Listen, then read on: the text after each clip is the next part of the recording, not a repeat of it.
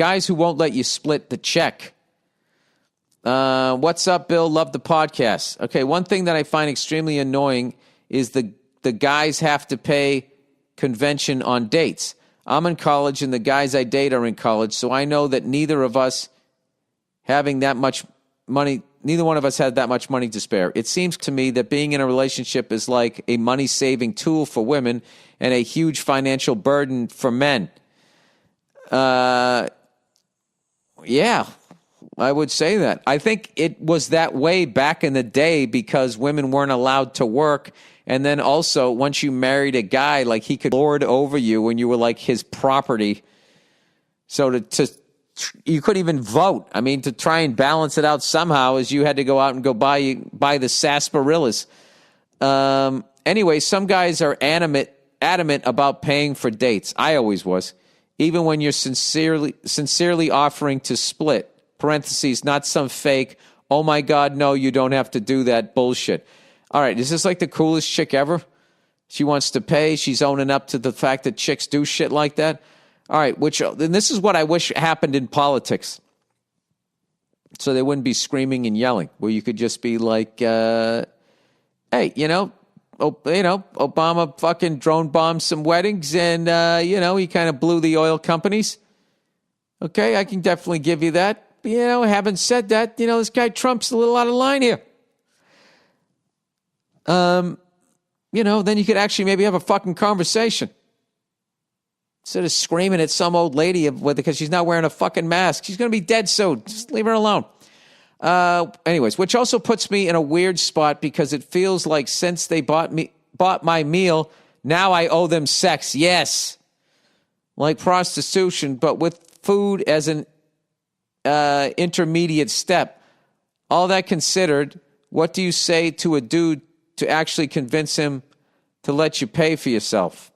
I don't know what you say, because that's a weird thing. That's got to be a weird thing for a woman where a guy insists to pay, because then you got to be sitting there going like, all right, what do I have on my hands here? Do I have an old school gentleman who's going to take his coat off and let me step on it as he walks over a mud puddle, whatever the fuck that is?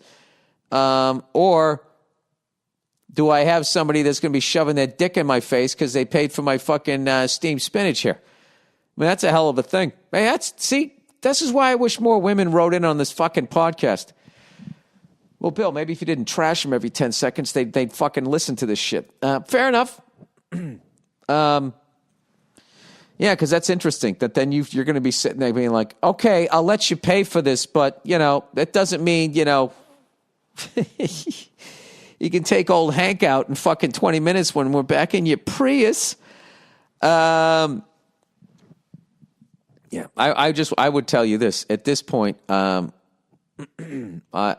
way things are now, I would be terrified as a young guy out there as far as just like, all right, I'll tell you this to all the young guys out there. If you even get a hint of vindictiveness or craziness, you gotta just fucking walk away. Like De Niro in Heat. You just gotta stand up and just fucking walk. I don't know. And then women, I don't know. You got to come up with some sort of fucking. There's got to be some sort of. Well, that doesn't really work if the guy's a monster. I don't know. There's really no solution because human beings, male and female, are just inherently fucking flawed. I will say to women out there, young women out there that are dating and all that shit. There's plenty of fucking dojos out there where you could learn some fucking grappling and jujitsu. I mean, that's my thing. I really think every fucking woman should learn how to do that shit. Then they probably abuse that power too. But, whatever. I'm just saying. Like, you could fucking...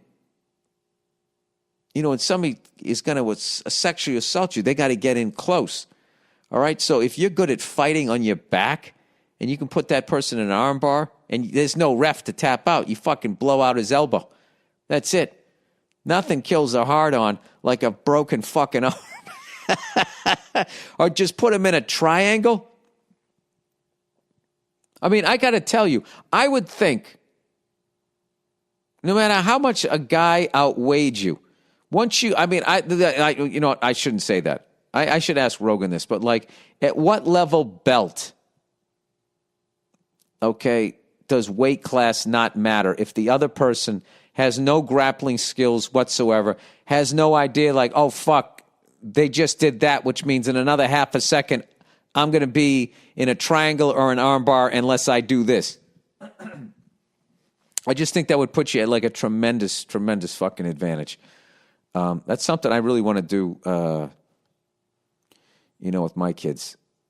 I hope hope that, this thing ends soon and you can just teach your kids how to, defend themselves against, psychos in life.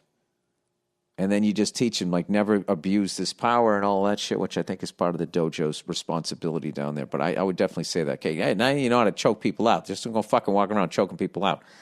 That's another thing, too. What if you knew your kid was a psycho? Do you then fucking let him learn how to do that? You can't have some Cobra Kai kid. Jesus, it's a fucking quagmire. All right.